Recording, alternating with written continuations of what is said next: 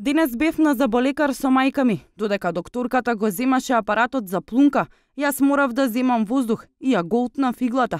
Мајка ми веднаш ме однесе во болница. Ова е дел од училишниот состав на 8-годишно девојче, кое наместо на обична поправка на зап, заврши низ болничките лавиринти. 56 дена во своето тело, девојчето носеше медицинска игла, долга 3,5 см, која се користи за чистење на каналите на забниот корен. По 12 рентгенски снимки и различни мислења од докторите, иглата девојчето ја исфрли по природен пат, без последици по здравјето. Но каде е одговорноста и како е можно на обична поправка на зап да се проголта игла?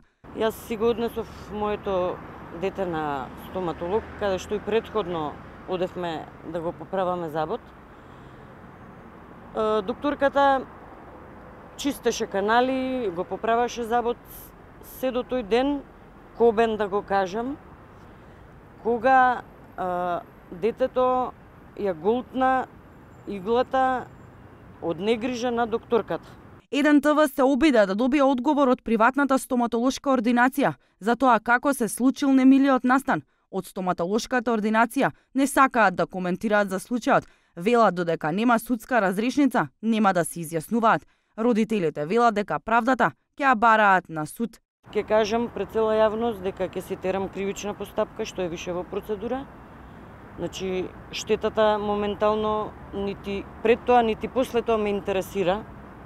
Мислам, фала му на Господ што излезе, меѓутоа одговорност од докторката ќе бар.